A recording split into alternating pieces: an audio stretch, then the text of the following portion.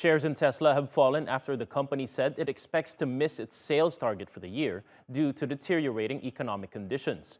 Speaking to investors late on Wednesday, Tesla boss Elon Musk said higher prices for its electric vehicles have turned off some potential customers.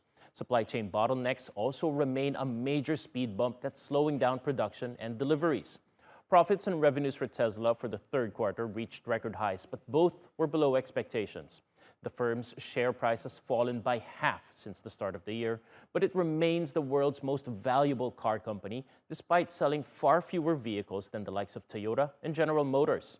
Now, for more on the story, let's go to Craig Erlam, senior market analyst at OANDA in London. Welcome back to the program, Craig. Now, Tesla shares, as I mentioned, have been on a steep decline for months now. Is it just basically following what the rest of the market has done, or are there more serious problems at Elon Musk's pet project? I don't think there's necessarily more serious problems, but it has faced its own issues in regards to, for example, the continued COVID policy in China has an impact on its ability to produce, although it seems to have weathered that storm extremely well up until this point.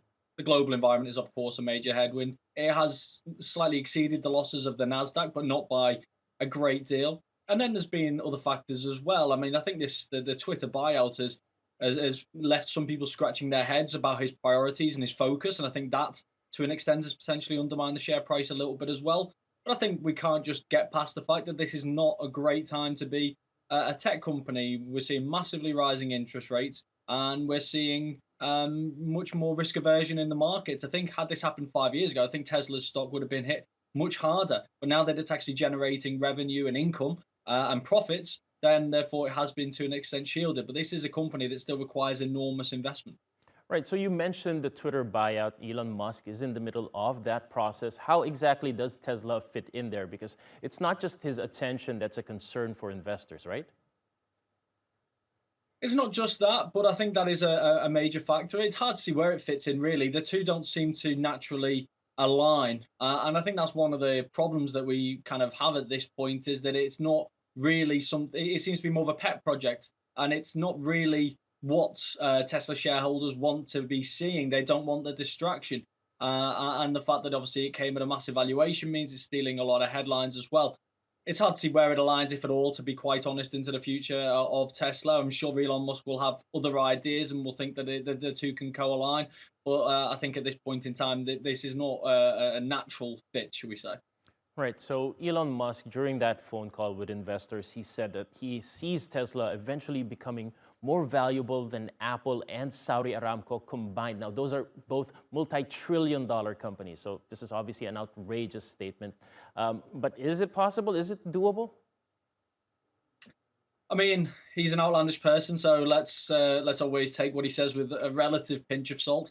But I think I kind of see where he's getting at here, in that Tesla is the future. It's an electric car maker. We're seeing huge demand. Tesla's biggest problem in the last few years hasn't been a lack of demand. It's been a lack of an ability to actually produce at the scale that the market demands. And it's very much at the forefront of this. It's, if you say electric cars, everyone says Tesla. It's, the two are very much synonymous. So Tesla and other electric car makers are the future. You look at Apple, and of course that can be the future too.